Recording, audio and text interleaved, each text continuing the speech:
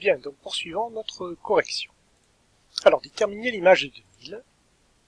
L'image 2000, donc si on cherche une image, ça veut dire que le 2000 est un antécédent, il est là. Et son image, c'est 100 000, que je peux écrire comme ceci. Ou alors, que je peux écrire, c'est la fonction h. H de 2000 égale à 100 000. 2000, 100 000, on avait vu ça sur la courbe déjà. La valeur de h de 3000, puisqu'on dit comme ça, h de 3000. Le chiffre dans une parenthèse, dans la parenthèse ici, h de 3000, le chiffre dans la parenthèse, c'est un x, donc la réponse est 600 000. Calculer la valeur exacte de h de 2675. Elle n'est pas dans le tableau, et comme on me demande de calculer la valeur exacte, je ne peux pas trouver la réponse avec le graphique. Sur le graphique, il y a toutes les chances que j'ai une réponse approchée. Donc la seule technique, c'est d'utiliser sa calculatrice.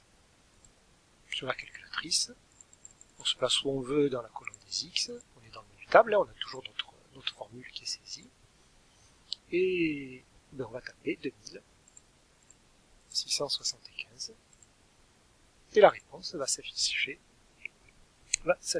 en face, donc 459 437,5.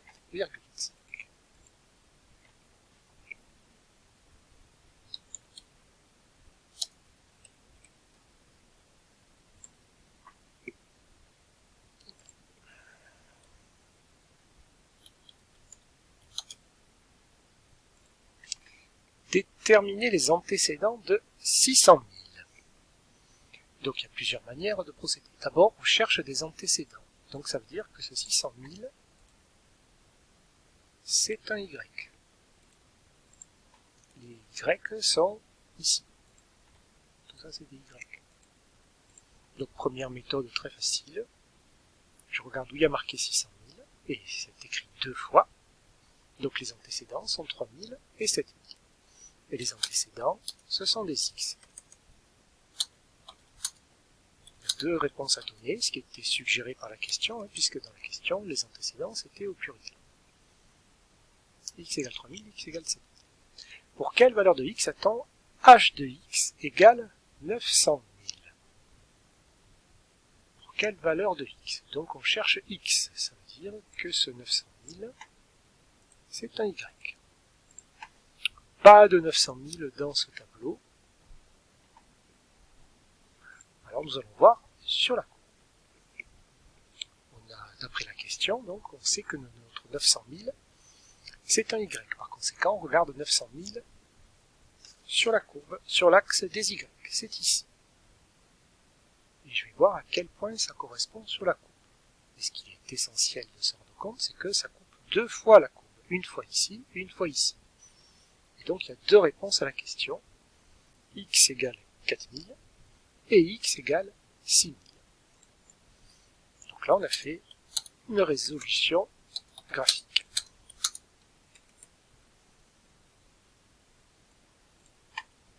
Voilà. Donc je ne l'ai pas fait au début, mais on peut le faire maintenant. Et l'important dans ce type de question, c'est toujours de repérer quelle est la nature du chiffre que l'on me donne.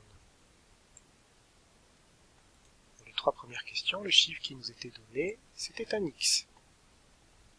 Parce qu'ici il était dans la parenthèse avec le H devant, et parce qu'ici on nous demandait l'image. Donc ça veut dire que le chiffre qu'on nous donnait, c'était l'antécédent. Maintenant, quelques questions d'interprétation. Déterminer le bénéfice maximal. Donc ça c'est notre courbe de bénéfice. Donc on voit que le bénéfice, pendant toute cette zone, il augmente, et qu'ensuite, il diminue. Donc notre bénéfice maximal, il se situe ici. Et ici, c'est pour 1 million. Ce qu'on voit ici dans notre tableau. Mais la courbe permet d'être sûr que c'est bien 1 million la valeur la plus élevée. Donc le bénéfice maximal est égal à 1 million.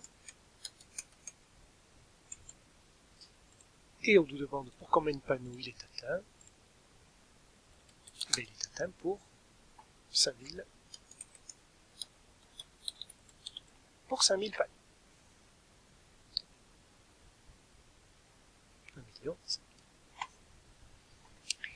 L'entreprise envisage de développer un nouveau produit si son bénéfice est supérieur ou égal à 900 000 euros. Indiquez l'intervalle de vente annuel qui permet de réaliser ce projet.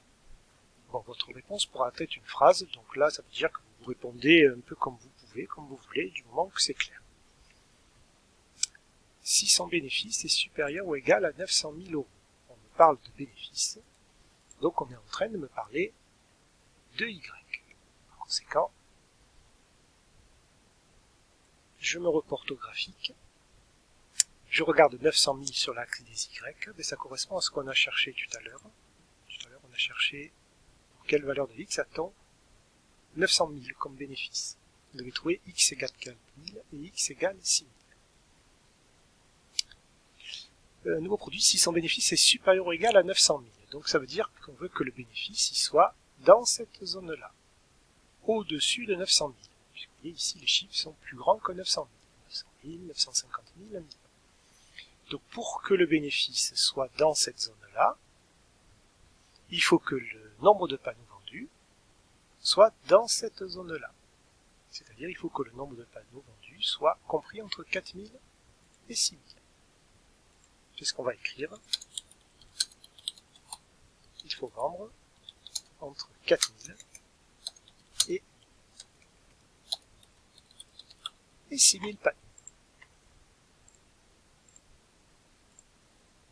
Voilà, on a répondu avec une phrase en français qui indique clairement à quoi correspond la réponse. Dernière question. À partir de quelle quantité de panneaux vendus le bénéfice dépasse-t-il les 500 000 euros? Donc là encore, on va se reporter à la courbe.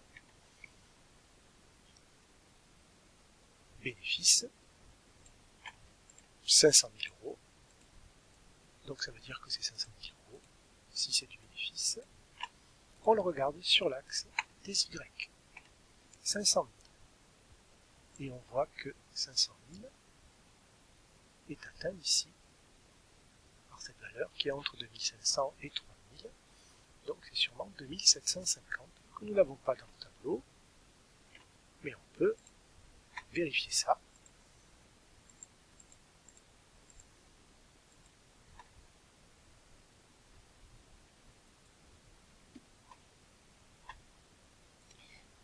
Donc ma lecture graphique m'a amené à donner 2750 comme réponse. Je vérifie sur ma calculatrice. Bon, je vois que c'est un petit peu le résultat. Ça c'est le bénéfice pour 2750 panneaux. Le résultat est un petit peu en dessous de 500 000.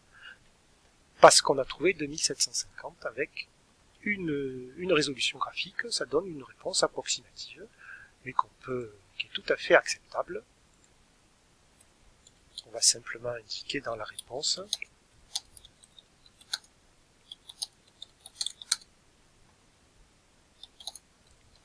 que notre réponse est approximative environ à partir de 2750. Et surtout, ce qui est important sur une copie de contrôle ou d'examen, c'est de laisser la justification graphique comme ceci. On écrit la réponse et on laisse les petits traits, la justification graphique qui montre comment on l'a trouvé.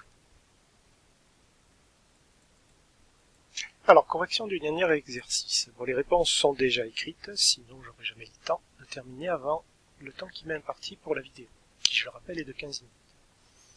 On sait que moins 3,5 a pour antécédent moins 4.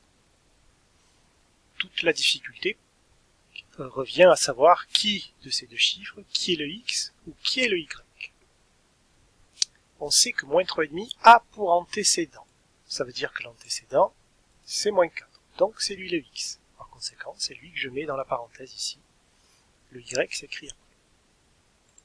On sait que moins 1 a pour image moins 2. Donc moins 2 est une image. Par conséquent, c'est un y. C'est le chiffre que j'écris à l'extérieur ici, à côté du signe égal, et c'est le moins 1, le x, que je mets dans la parenthèse. On sait que le point de coordonnées 1, moins 1 appartient à la courbe. Donc on peut écrire que f de 1, en bleu, est égal à moins 1, puisqu'on sait que le premier chiffre, quand on donne les coordonnées d'un point, est toujours le x, et que le deuxième chiffre est un y. Voilà, c'est l'intérêt de cet exercice, c'est qu'il fait travailler à fond les notions de notation, d'image et d'antécédent. Et cette notation, f de x égale y. On sait qu'f de 3 est égal à 0. Par conséquent, on doit savoir que le chiffre dans la parenthèse, c'est le x. Le chiffre à l'extérieur de la parenthèse, c'est le y. Donc ça veut dire que 3 a pour image 0. L'image c'est 0, l'image c'est y. Bon, mine de rien, on fait aussi du français, tout en faisant des mathématiques, puisque là, les mots ont du sens, et il faut bien le maîtriser. On sait que le point de coordonnées 5, 1 appartient à la courbe. Donc 5, c'est le x, et 1, c'est le y, ça on n'a pas le choix, hein. Comme ça a été décidé. Donc par conséquent, 1 a pour antécédent 5. 1 c'est l'image, et son antécédent c'est 5. On sait que 7 a pour image 2. Si 2 est une image, c'est le y, c'est celui qu'on écrit après le signe égal, et dans la parenthèse on met le 7. Par conséquent, 7, c'est l'antécédent de 2. Donc 2 a pour antécédent 7. Et le point de coordonnée, il se note 7, point virgule 2. Toujours le x d'abord, et le y ensuite. Pour la suite, à partir de toutes les infos que vous avez ici, il faut compléter ce tableau, comme ceci, c'est-à-dire en rangeant les x par ordre croissant. Donc il faut retourner dans chacune des questions, prendre les x du plus petit au plus grand. Le plus petit c'est moins 4, ça c'était déjà placé, et ainsi de suite. Moins 1, 1, 3, 5, 7. Bon, en fait c'était dans l'ordre des questions, c'est trop facile. Et voilà, on a complété notre tableau, les x ici, les y ici. Et ensuite, tracer la courbe représentative de la fonction. Premier point, moins 4, moins 3,5, x égale moins 4, y est égal à moins 3,5. Le premier point est ici. Moins 3, moins 3, moins 3 pour x, moins 3 pour y. Le deuxième point est ici, et ainsi de suite. Quand tous les points sont alignés, on peut les relier à la règle. Voilà. Et lorsque nous avons du temps en fin de cours, vous voyez, j'ai fait des petites croix ici pour pouvoir poser des questions supplémentaires pour voir si les notions ont bien été comprises. Par exemple, quel est l'antécédent de 1,5 ? Si on cherche un antécédent, ça veut dire que le 1,5 qu'on nous donne, c'est un y, et on cherche son x. 1,5 c'est ici, l'antécédent, c'est 6. Quelle est l'image de 2 ? Si on cherche une image, ça veut dire que le chiffre qu'on nous donne est un x. Donc on se positionne ici à x égale 2, et la réponse c'est moins 0,5. Dernière question, donnez la valeur de f de 0. f de 0. Si on l'écrit mathématiquement, c'est comme ça. Par conséquent, le 0 c'est un x. Si x est égal à 0, y est égal à moins 1,5. f de 0 égale moins 1,5. Voilà, cette correction est terminée. Travaillez-la bien, car je pense que la prochaine étape, ça sera une évaluation. Fin de la vidéo.